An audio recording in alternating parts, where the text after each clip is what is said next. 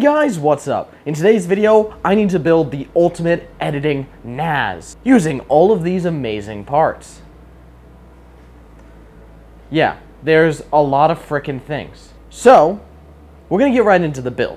Now, here's the deal. NAS, network attached storage, if you know what it is, you know what it is. If you don't know what it is, basically, for me, it's gonna be a giant fucking hard drive to edit all my raw footage off of, but it's connected to the network using this fiber optic cable for our 10 gigabit local network that I installed recently. So if you haven't seen that, go check out probably the video before this one where we made that giant network. So in today's video, children, we're gonna build the NAS for that so I can finally edit footage not off of a USB. So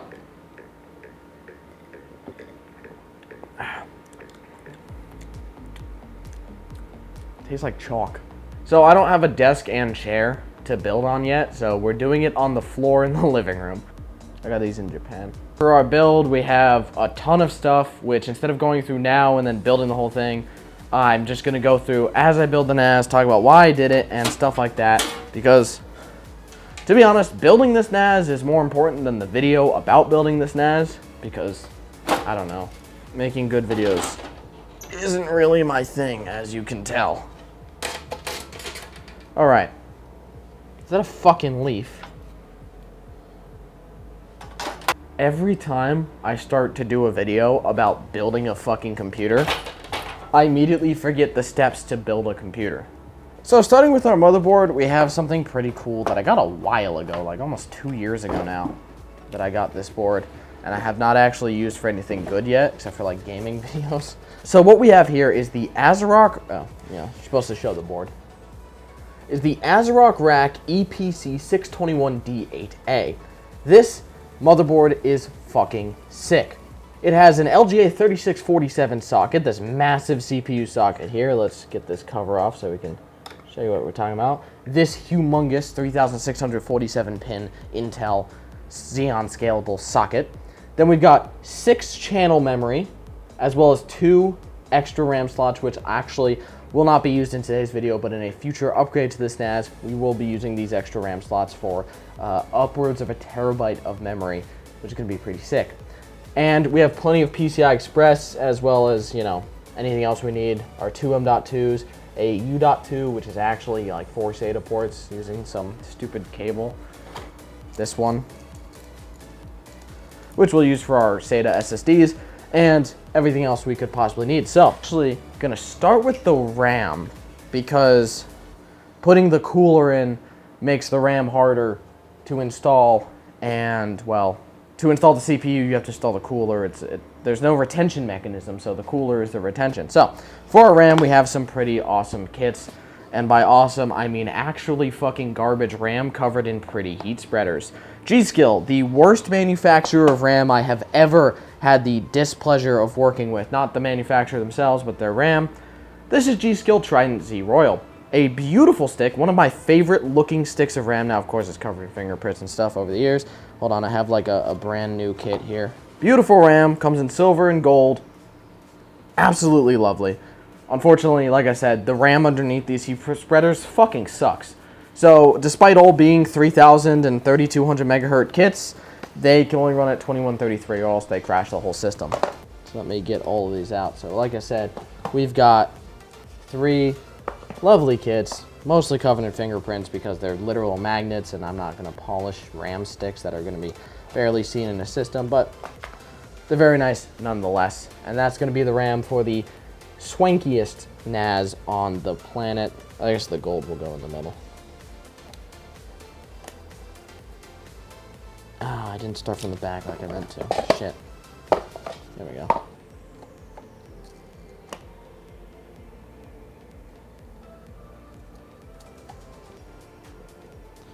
God, that does not make a very satisfying snap.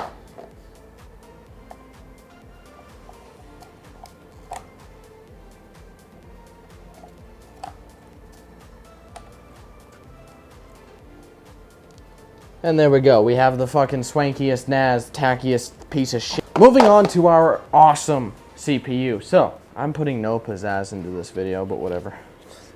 So, for our CPU here today, we've got The Intel Z... it's upside down. An engineering sample. Intel Xeon Gold 6138. That is a 20-core, 40-thread boost to like 3.7 gigahertz or something like that. You know, it's a pretty decent 20-core CPU. Now, this is an engineering sample, but it's like qualifying sample, so it's essentially a retail chip. It has its normal boost and base clock and stuff, so it just says Intel Confidential on it because it's stolen property or some shit, who knows. But that's the giant CPU we're going with for today's NAS build, so I'm just gonna try and drop this in without breaking it because I cannot afford A, a new CPU, and B, a new motherboard. Now, there's no retention mechanism because Intel garbage, so the cooler is just gonna hold it on. Let's put some Noctua thermal paste that I've got sitting around here, and you just wanna be, I guess it's dry. Okay, that's fine. Just wanna be very, very, very, very... Dude, what the fuck?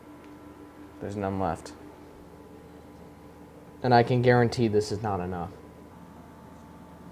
I need more. I'll be right back.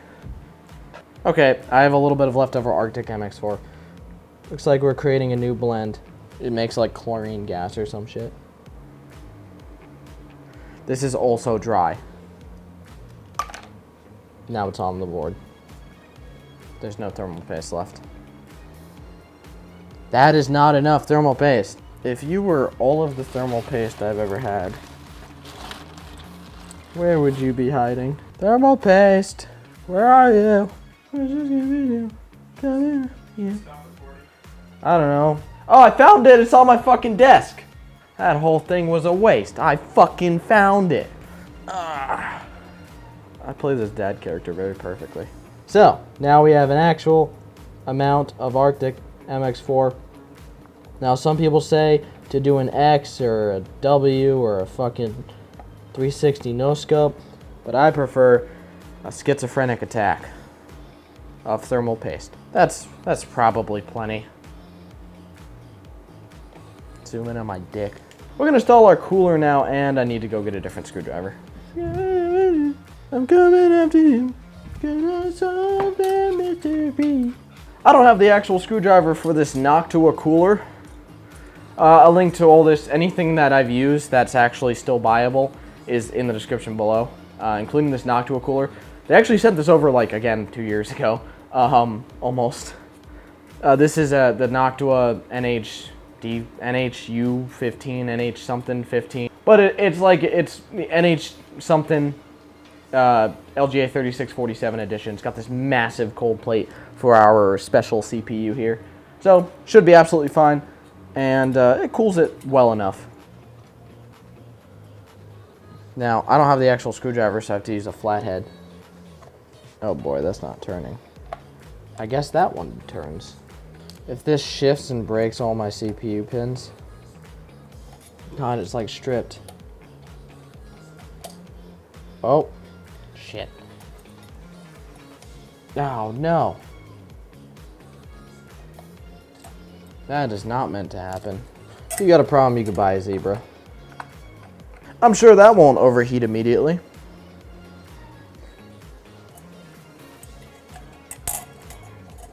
I lost the other fan for it, but... Oh, wait. Do I want this facing a certain way? If that's the back, I actually want it facing this way. Because towards the front of the case. There we go.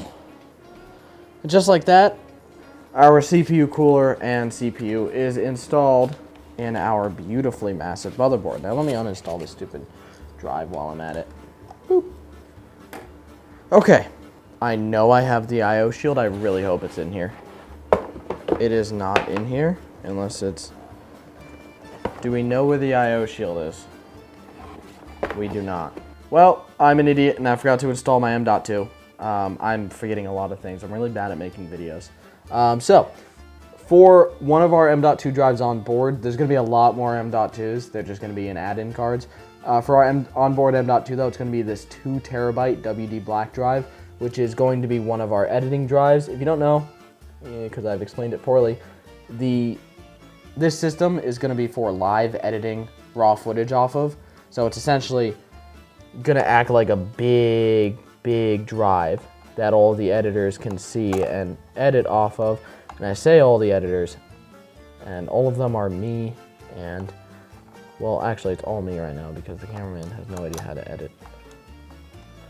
Dude doesn't even know what Premiere Pro is. Cameraman's a fucking idiot.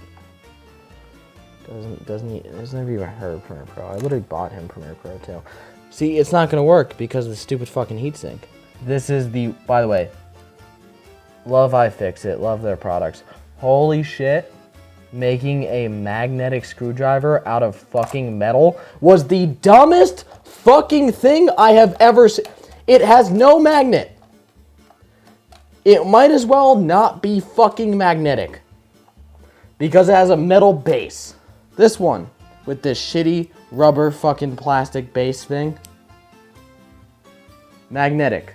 Well, this is getting mounted the old-fashioned way.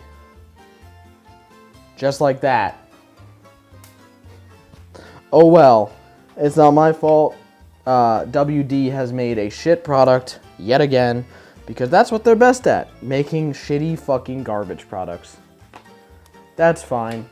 I'm sure that won't fall out at some point. I've been defeated.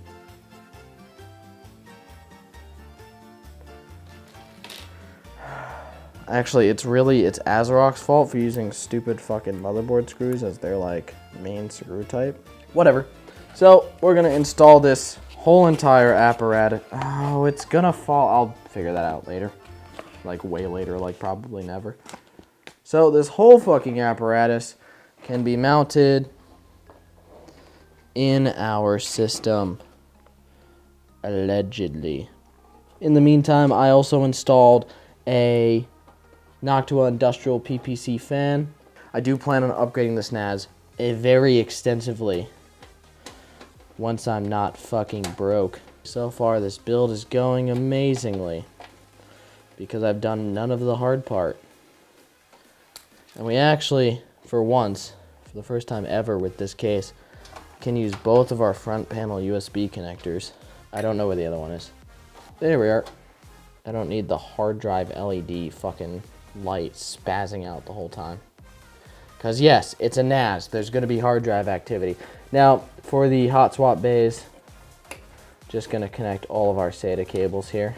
These will be for, you know, spinning hard drives, which are not going to host any important files. It mostly is going to hold archived finished videos, stuff like that. All the SSD and stuff is for all important drive fucking shit.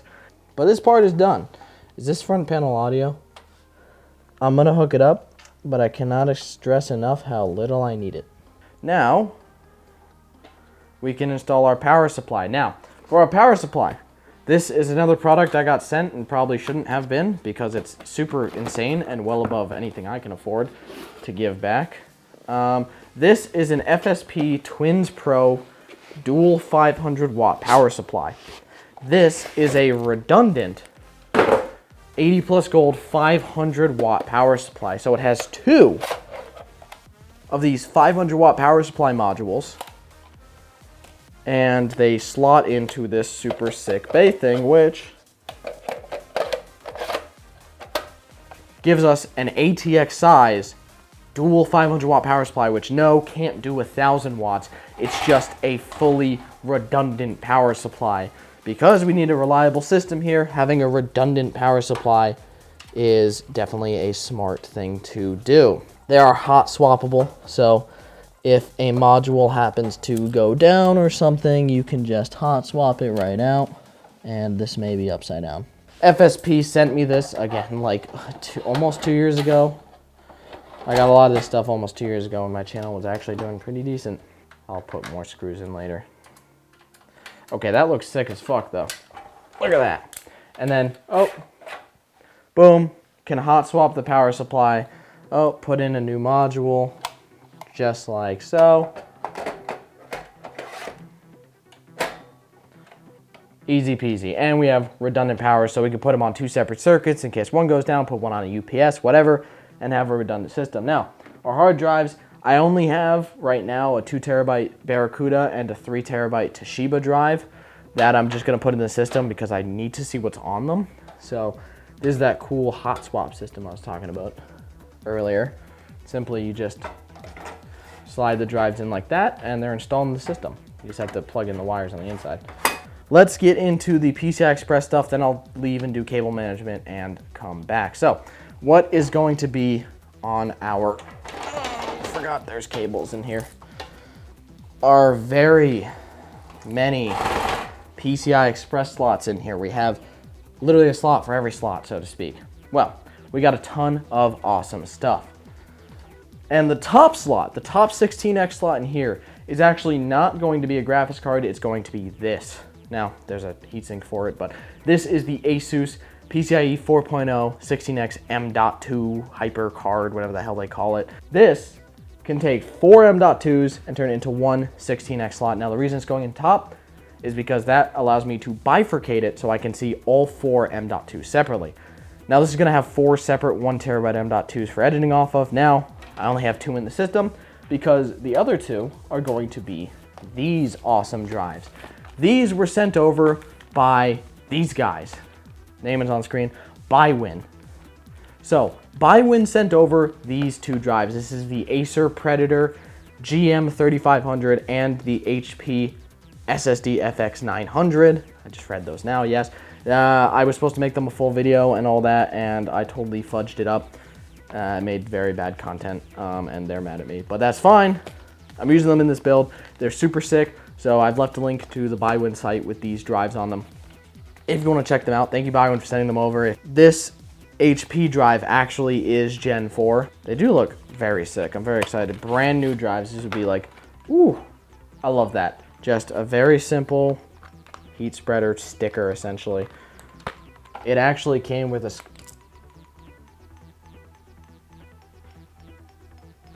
Did you miss that? Did the video just miss that? Oh, you're just unboxing it. I dropped it on the floor. I expected better. You didn't film it though. We'll just install it like that. Like so.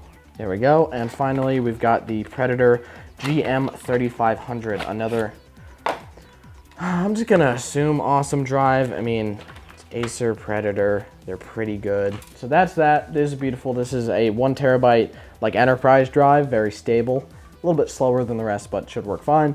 A silicon power drive. I love this drive. This is the, what was it, the A80? Yeah, this is an A80. They sent this to me a while ago, and then these are the 2 drives from Bywin. So we have 4 terabytes separately addressable in the system, and let me get the heatsink for this so we can install it. All right, guys, I got like 10 minutes left of recording, so I'm gonna try to speed run this with cuts in between while I'm doing stuff. So what I did quickly is I installed these 2 drives as a 1 terabyte KC600, one of my favorite drives ever, thank you Kingston, and this 2 terabyte WD Blue just because it's 2 terabytes. So for our graphics card, I didn't really talk about it too much. I was gonna go with something else, but I decided to go with this Quadro P4000. This is going to go in this 8X slot right here because since it's just for video out, I don't actually need it for 16X. Our 2 16X slots will be taken up by this Asus card you saw me install before, and this knockoff version of that, which has 4 256 gigabyte like shit drives, which I'm just gonna use to make a super fast RAID of a 1 terabyte, which is just gonna be for essentially temporary files. I'm gonna install that in our secondary slot right now while it's there. Now, the 8X below it is gonna go for this. This is our 10 gigabit Ethernet card, Ethernet so to speak, which is what our fiber is gonna go into, one of these 2 10 gigabit SFP plus ports. So this goes in the 8X for once.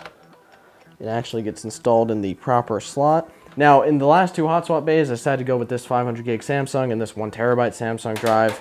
I'm not a big fan of Samsung drives, to be honest. These 2 drives, super fucking expensive, can't be used to record my camera.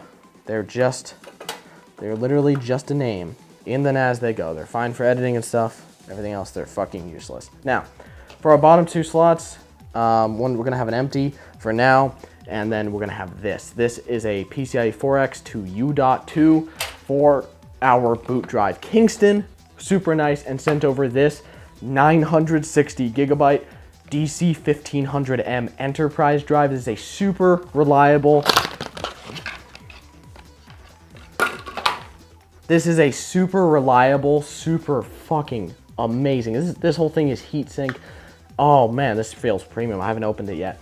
This is a U.2 drive, so it is NVMe. It looks like a SATA connector, but it's not a standard SATA connector. It has extra pins here and on top for an NVMe signal. So this is a PCIe 4.0 drive, or sorry, PCIe 4X drive, and it's just a really, just super cool drive. This just screws onto this add-in card.